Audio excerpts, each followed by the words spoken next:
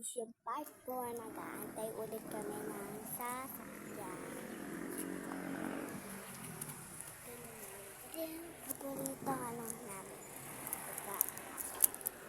Ito ang paborito namin pag-aantayan. Yan. Pero walang nadaanan. Mama, labat wala. Ikaw na magbayad ni teacher sa ha? Magbayad sa picture. Dapat ikaw. O magbigay. Ikaw na lang magbayad kay teacher. Ikaw magbigay. Hindi man ako magpasok. Ang sukli, sa'yo na yung sukli. Sabihin mo, teacher, bayad daw po sa picture po, 3. Sabihin mo. Ba't lahat? Magkano ba? 60 yun eh, isa. Isa lang? 2 daw? Ganda. Oo. Uma. Opo.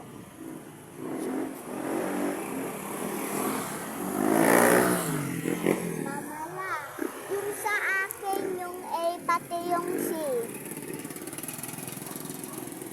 3 na lang daw, sabi ni mama. Ay! Sabi mo. 3 daw, sabi ni mama.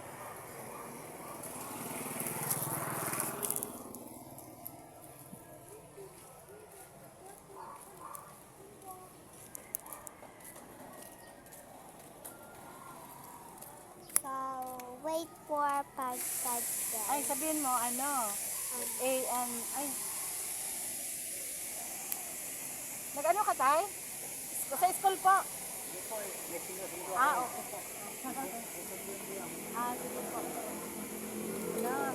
Sabihin mo kay teacher, bayad daw po sa, ano, bayad daw po sa,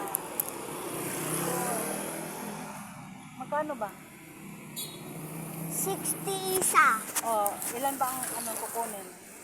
Eh, saka yung C sa akin. Bangit mo yung C. Maganda eh, ngayon eh. Ay, di 3 na lang ang kukunin. Bali 180. O, paano sila? Paano silang makakukuha? Hayaan mo sila. Basta nagbayad tayo. Ibibigay yan ni teacher. Sabihin mo 3 daw po. Tapos, may sukli pa. May sukli pa. O. Di, kunin mo yung sukli. Kunin mo yung sukli. Sa iyo na yung sukli. Yung mama nga ni Zack, nandun pa si Zack sa room pero wala yung mama niya. Pupunta sa taas yung mama ni Zack, saka binigay yung pera kay teacher. Pumasok yung mama ni Zack. Lahat. Puro may Zack. Ayan pala itong part 5. Part 5 pala. Wala nang part 5. Wait lang.